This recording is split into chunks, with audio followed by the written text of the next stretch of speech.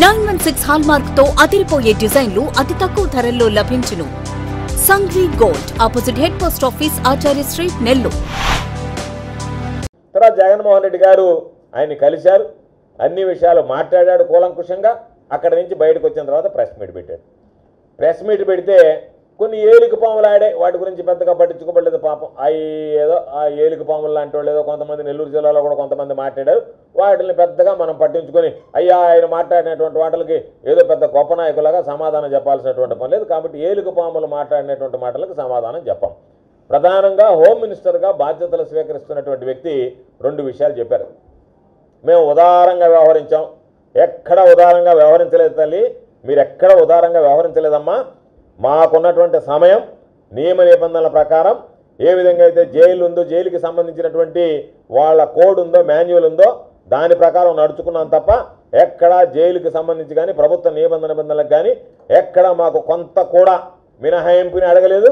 మేము దాన్ని ఎక్కడ కూడా ఆ జైలుకి సంబంధించినటువంటి నియమ నిబంధనలు ఉల్లంఘించలేదు. కావాలంటే మీరు ఒకసారి మీకేమన్నా తప్పుడు సమాచారం ఎవరన్నా అధికారులు ఇచ్చారో లేదా మీకు సంబంధించినటువంటి నాయకులు ఇచ్చారో ఒకసారి మీరు దాని మీద విచారణ చేసుకుంటే బాగుంటుంది అని చెప్పి నా సలహా.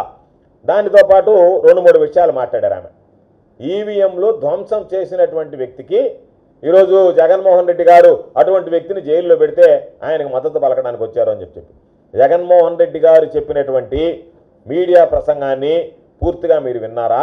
లేదనుకుంటే పాపం మీకు అనుకూలంగా ఉండేటువంటి ఛానళ్ళు మీకు అనుకూలంగా వాటిని ఎడిట్ చేసి మీకు ఇచ్చారనేటువంటిది ఒకసారి మీరు మరలా ఒకసారి వినండి. ఎందుకంటే బహుశా నాకున్నటువంటి అభిప్రాయం ఏంటంటే మీరు మాట్లాడిన దాన్ని బట్టి మీకు అనుకూలంగా ఉండేటువంటి ఛానళ్ళు జగన్మోహన్ రెడ్డి గారు మాట్లాడినటువంటి మాటల్ని ఎడిట్ చేసి కట్ చేసి మీకేదో కొంత భాగమే వినిపించినట్టుకున్నారు. ఆ భాగం విని మీరు స్పందించినట్టుగా కనిపించింది. జగన్మోహన్ రెడ్డి గారు నిన్న చెప్పినటువంటి మాట, ఈవీఎంల ధ్వంసం కేసులో ఎటువంటి పరిస్థితుల్లో పిన్నెల రామకృష్ణారెడ్డి మీద దాడి జరిగితే అక్కడ ఉన్నటువంటి ఏజెంట్లను బయటికి లాగేస్తే అధికారులు నిస్సహాయాలుగా ఉంటే అక్కడ వాళ్ళ మీద ఏజెంట్లు మామూలుగా వాళ్ళు విచ్చలవిడిగా తెలుగుదేశం పార్టీ ఏజెంట్లు దౌర్జన్యాలు చేస్తూ వాటిని రిగ్గింగ్ పాల్పడితే అక్కడికి వెళ్ళిన తర్వాత అభ్యర్థి మీదనే తోలనాడి ఒక పక్క ఆయన ముందే రిగ్గింగ్ జరుగుతుంటే నాకు సంబంధం లేకుండా నాకు సంబంధించినటువంటి పార్టీల వ్యక్తులను నిరోధించి మీరు దౌర్జన్యంగా ఈవీఎంల మీద రిగ్గింగ్ పాల్పడడం నేరమే, ధ్వంసం చేయడం నేరమంతా, రిగ్గింగ్కి పాల్పడడం అంతే. కాబట్టి అది కింద వేస్తే దాని మీద మీరు ఈవీఎం ధ్వంసం చేశారు. 11 చోట్ల జరిగాయి. 10 చోట్ల ఎందుకు మీరు కేసులు పెట్టలేదు? ఎందుకు నామమాత్రంగా మీరు గమ్ముకున్నారు? ఎలక్షన్ కమిషన్ 11 దగ్గరలా ఈవీఎంలు ధ్వంసం చేశారు అని అన్నారు. మిగతా వాటి గురించి ఏం చర్యలు తీసుకున్నారు? ఇతను వైఎస్ఆర్ కాంగ్రెస్ పార్టీలో 4 సార్లు గెలిచి మంచి పవర్ఫుల్ శాసనసభ్యుడిగా ఉన్నాడు కాబట్టి ఆయన్ని ఇబ్బందులు పెట్టాలని చెప్పే ఉద్దేశంతో మీరు ఈరోజు ఆయన మీద కేసు బనాయించారు. దాని మీద జగన్మోహన్ రెడ్డి గారు ఇచ్చినటువంటి వివరణ ఈవీఎం కేసులో బెయిల్ వచ్చింది. కాబట్టి ఈవీఎం కేసు అనేటువంటిది సమస్య కాదు. మీరు ఏదో చెప్పడానికి ఈవీఎం కేసులో జగన్మోహన్ రెడ్డి గారు అంటున్నారు. జగన్మోహన్ రెడ్డి గారు వచ్చినప్పుడు కూడా మీడియాలో కూడా చెప్పింది ఈవీఎం కేసుకు సంబంధించి హైకోర్టు బెయిల్ మంజూరు చేసింది. కాకపోతే ఈరోజు మీరు పెట్టినటువంటి దొంగ కేసు ఏదైతే ఉందో నారాయణ స్వామి అనేటువంటి సిఐ కనీసం తారసపడకపోతే జగన్మోహన్ రెడ్డి గారు చెప్పిన మీడియా ప్రసంగం వింటే సిఐ నారాయణ స్వామి అనేటువంటి వ్యక్తి అసలు కనీసం తారసపడలేదు, ఎదురు పడలేదు, ఇద్దరు ఒక చోట లేరు. అటువంటి వ్యక్తి మీద ఎక్కడో దాడి జరిగిందని, ఎవరో రాళ్లు వేశారని, ఆయనకి గాయం తగిలిందని దాని మీద 307 మీరు రామకృష్ణారెడ్డి మీద నమోదు చేశారు. ఎంత అన్యాయం!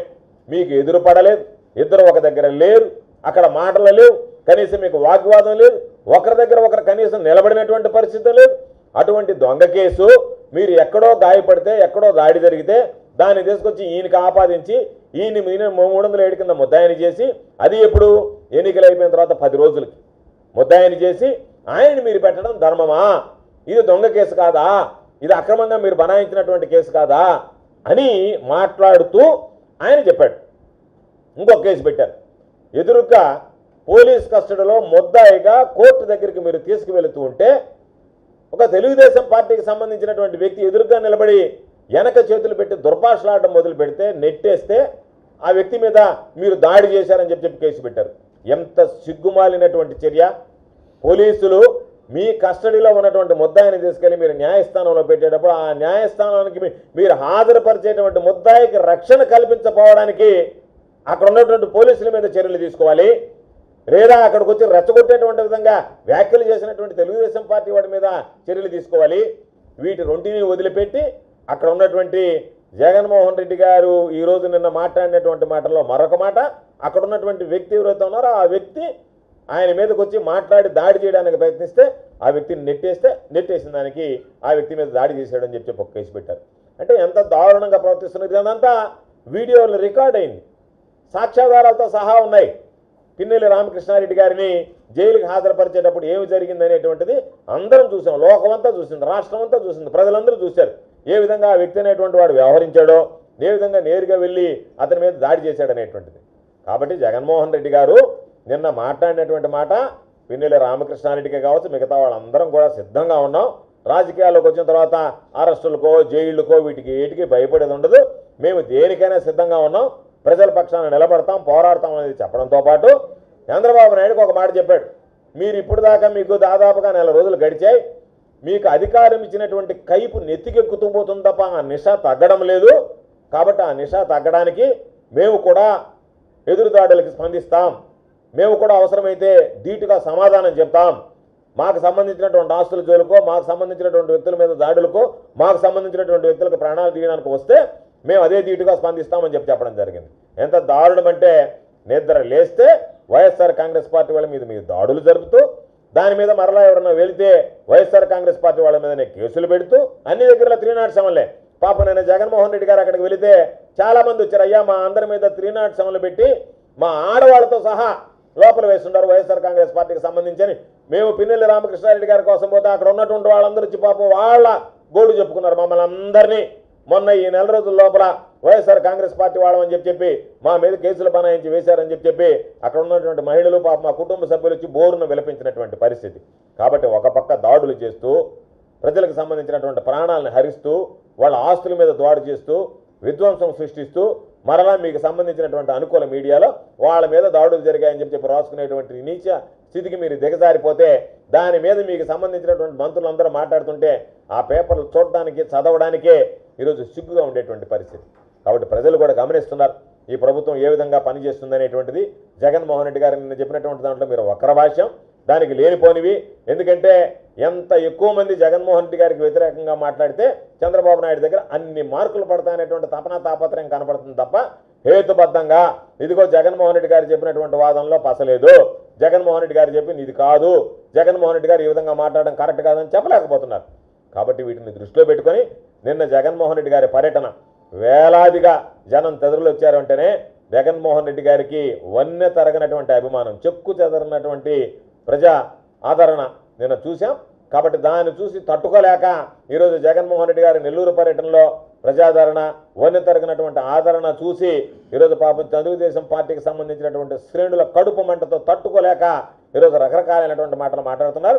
జగన్మోహన్ రెడ్డి గారి పర్యటన పూర్తి కాకముందు నిన్న నుంచే వైఎస్ఆర్ కాంగ్రెస్ పార్టీ శ్రేణుల మీద వాళ్ళ మీద దాడులు జరపడంతో పాటు వైఎస్ఆర్ కాంగ్రెస్ పార్టీకి సంబంధించి జగన్మోహన్ రెడ్డి గారి మీద ఆయన జైలుకి వెళ్లడమే నేరం అన్నట్టుగా, ఆయన ఏదో చేయకూడనటువంటి తప్పు చేసినట్టుగా రకరకాలైనటువంటి వ్యాఖ్యానాలు చేయడం మొదలుపెట్టారు. కాబట్టి జరిగినటువంటి వాస్తవం ఇది. జగన్మోహన్ రెడ్డి గారు చంద్రబాబు నాయుడు గారిని మా వారి మీద కనుక ఇదే దాడులు కొనసాగితే ఖచ్చితంగా ప్రతి దాడులు ఉంటాయి, యాక్షన్కి రియాక్షన్ ఉంటుంది అని హెచ్చరించడం జరిగింది. దీనిని ఎవ్వరూ ఖండించాల్సినటువంటి పని లేదు. మీరు ఖండిస్తున్నారు అంటే దాని అర్థం మేము దాడులు చేస్తున్నాం, దాడులు చేశాం, దాడులకు పూనుకుంటున్నాం, అయినా మీరు గమ్ముకుండాల్సిందే, దాడులను ఖండించకూడదని జగన్మోహన్ రెడ్డి గారికి మీరు సమాధానం చెప్పదలుచుకున్నారనేటువంటి దాని మీద మీరు మాట్లాడండి తప్ప జగన్మోహన్ రెడ్డి గారు మాట్లాడినటువంటి అక్షర సత్యాలు, వాస్తవాలు సంబంధం లేని కేసులో ఆ సిఐ దగ్గర మీరు తీసుకువెళ్ళి ఆ సిఐ దగ్గర కేసు పెట్టించి ఆ నారాయణ స్వామి అనే సిఐ మీద దాని మీద ఈరోజు 307 మోపి ఈరోజు పిన్నెల్లి రామకృష్ణారెడ్డి అనేటువంటి వ్యక్తిని దౌర్జన్యంగా పాపం తీసుకొచ్చి ఈరోజు నిర్బంధించడం, ఆయన మీద దౌర్జన్యంగా ప్రవర్తించడం అనేటువంటి దాన్ని ఖండిస్తున్నాం. తప్పనిసరిగా జగన్మోహన్ రెడ్డి గారు ఏదైతే చెప్పాడో అదే బాటలో రాబోయేటువంటి రోజుల్లో వైఎస్ఆర్ కాంగ్రెస్ పార్టీ శ్రేణులకు అండగా నిలుస్తాం, ధైర్యంగా పోరాడమని చెప్తాం. మా జోలికొస్తే ఎవరిని కూడా ఉపేక్షించేది ఉండదు. కాబట్టి మేము మరలా ఈరోజు జగన్మోహన్ రెడ్డి గారి సైనికులుగా హెచ్చరిస్తున్నాం. ఎవరన్నా వైఎస్ఆర్ కాంగ్రెస్ పార్టీకి సంబంధించినటువంటి వ్యక్తుల మీద అకారణంగా మీరు దాడులు చేయడానికి ప్రయత్నిస్తే ప్రతిఘటన తీవ్రంగానే ఉండబోతుందనేటువంటి విషయాన్ని ఈ సందర్భంగా మీకు తెలియజేస్తున్నాం. సంఘ్వి గోల్డ్ స్వర్ణాభరణాల కొనుగోలుకు ఒక నమ్మకం. సంఘ్వి గోల్డ్ 1989 నాటి నుండి ఇప్పటి వరకు సింహపురి వాసులకు ఎప్పటికప్పుడు సరికొత్త డిజైన్లతో BIS 916 హాల్ మార్క్ కేడియం వంటి స్వచ్ఛమైన బంగారాన్ని అందిస్తూ వారి నమ్మకాన్ని చూరగొంది సంఘ్వి గోల్డ్. మా వద్ద light weight jewellery, antique jewellery, నక్షీ జ్యువెలరీ, మోనాలిసా బీడ్స్ జ్యువెలరీ మరియు వెండి వస్తువులు లభించును. బంగారు నగలపై ఎటువంటి కూలీ లేదు. వెండి ఆభరణాలపై ఎటువంటి తరుగు కూలీ లేదు. ఆర్డర్ చేసిన అన్ని రకాల ఆభరణాలు సకాలంలో తయారు చేసి ఇవ్వబడును. మార్కెట్లో ఎవ్వరూ ఇవ్వలేని విధంగా బంగారు నగలపై అతి తక్కువ తరుగు, మేకింగ్ ఛార్జెస్ లేవు మరియు అందరికీ అందుబాటులో ధరలో మా ప్రత్యేకత. విచ్చేయండి Sanghvi gold, Achari street, opposite head post office, Nellore. Cell 9331233123.